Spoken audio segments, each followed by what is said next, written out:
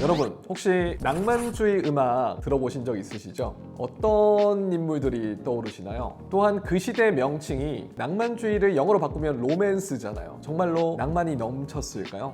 흔히 낭만주의 음악의 특징을 음악을 통한 감정의 발현이다 라고 하는데, 이번 내용에서는 쇼팽과 베르디를 통해서 그들의 낭만주의 음악에 대해 살펴보도록 하겠습니다. 안녕하세요. 인문학과 리더십으로 소통하는 강사 윤성입니다.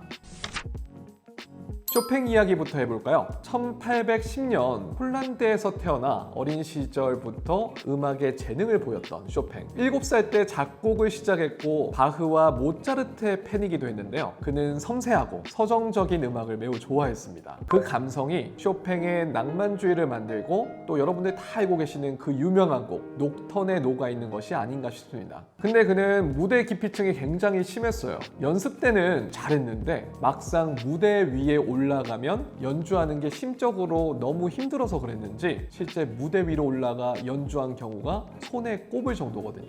쇼팽과 함께 피아노의 거장으로 불리는 인물 중에 리스트라는 인물이 있습니다. 쇼팽과 리스트는 한 살 차이였는데요. 친한 친구이기도 했어요. 서로에게 이성 친구를 소개해줄 정도였으니까 친한 친구였다고 말할 만 하겠네요. 그런데 피아노 실력으로는 당시 리스트가 한 수 위였다고 쇼팽은 생각했습니다. 리스트의 천부적인 재능 앞에 쇼팽은 자신의 음악 인생을 잠시나마 포기할 뻔했죠. 피아노도 치지 않고 작곡도 하지 않으려고 했습니다. 그러나 쇼팽은 자신만의 음악적 색깔을 결국 찾아내며 끝내 뛰어난 피아니스트로 성장할 수 있게 됩니다. 그의 작품들을 잘 들어보시면요, 그의 삶과 기쁨, 슬픔, 사랑을 그대로 담고 있는데, 그 이유는 아마도 전쟁도 겪었고 사랑도 겪었고 또 다양한 우정들을 겪으면서 그의 삶에 녹아있기 때문이 아닌가 싶습니다. 쇼팽은 단순히 음악 연주자나 작곡자가 아니라 삶의 낭만을 음악에 녹여내는 음악가였습니다. 그렇기에 그 유명한 쇼팽 콩쿠르도 생겨난 거 아니겠습니까? 세계에서 가장 권위 있는 콩쿠르가 될 수 있기도 했던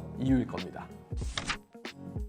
낭만주의 음악에 빠질 수 없는 장르가 오페라인데요. 이 오페라에 거장하면 바그너와 베르디가 떠오르실 겁니다. 그 중에서도 베르디 이야기를 잠시 해보겠습니다. 그는 19세기 이탈리아 오페라 작곡자 중에서 가장 영향력 있는 음악가인데요. 오페라의 거인으로도 불리는 유명한 인물입니다. 베르디는 슬픈 가정사가 있었는데요. 결혼한 지 4년 만에 아내와 자녀를 모두 잃었습니다. 그 슬픔을 어찌 표현할 수 있을까요? 그래서 작품 활동에만 더 매진했는데요. 더욱이 장인어른이 가장 큰 후원자였기 때문에 재혼은 꿈도 못 꾸고 작품 활동에 17년 동안 매진하게 됩니다. 그러다가 그 17년 후에 재혼하게 되죠. 지금의 유명한 작품들도 처음부터 잘 되진 않았어요. 1851년에 초연된 리골레토라는 작품은 물론 압도적인 성공을 이루긴 했지만, 여러분들이 잘 알고 계시는 가장 대표적인 작품 중 라트라비아타라는 작품이 있잖아요. 이 작품은 초연에 실패하거든요. 나중에는 가장 유명한 베르디의 작품이 되지만 그때는 그렇지 않았다는 겁니다. 아마도 축배의 노래를 들어보시면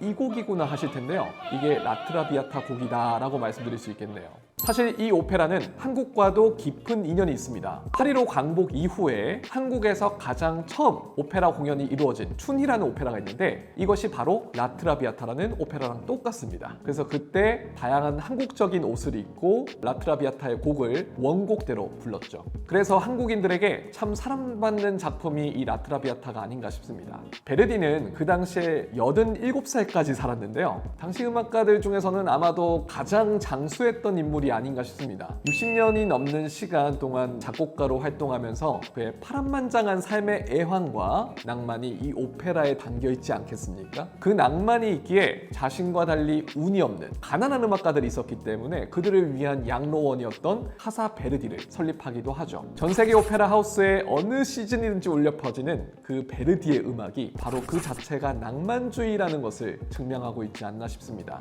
이번 시간에는 쇼팽과 베르디로 낭만주의 음악을 살펴봤는데요. 신기한 것은 쇼팽, 리스트, 바그너, 베르디가 거의 나이가 같았다는 사실이에요. 거의 한 살 차이거든요. 서로 굉장히 잘 아는 친구들이기도 했고요. 그 덕분에 그들의 음악이 아마 서로에게도 긍정적인 영향을 준 것이 아닌가 싶습니다. 근데 단 한 가지, 바그너가 리스트의 딸과 결혼한 것만 빼면 괜찮은 것 같아요. 그래서 리스트는 바그너라는 인물 때문에 딸과 사이가 멀어져서 죽을 때까지 못 만나게 되거든요. 어떻게 친구의 딸과 결혼을 했는지 참 한숨이 나옵니다. 이외에도 다양한 낭만주의의 음악가들이 있는데 그들은 사회적으로 불안한 시기를 낭만주의를 담은 음악을 통해서 예술로 승화시켰죠. 여기서 파생된 음악들은 20세기에 다양한 장르를 탄생시켜서 근대 음악과 지금의 여러분들이 듣고 계시는 다양한 현대 음악에 이르게 됩니다. 르네상스 시대와 바로크 시대처럼 음악가를 기술가로 치부하는 분위기가 아니라 이 낭만주의 시대 때는 아티스트, 예술가로 존중받는 시대가 될 수 있었거든요. 그게 낭만주의 음악의 진정한 특징이 아닌가 싶습니다. 그 중심에 쇼팽과 베르디가 있었다는 것을 그들의 음악을 감상하시면서 오늘 하루 보내보시는 건 어떨까요? 그럼 지금까지 인문학과 리더십으로 소통하는 강사 윤성이었습니다. 감사합니다.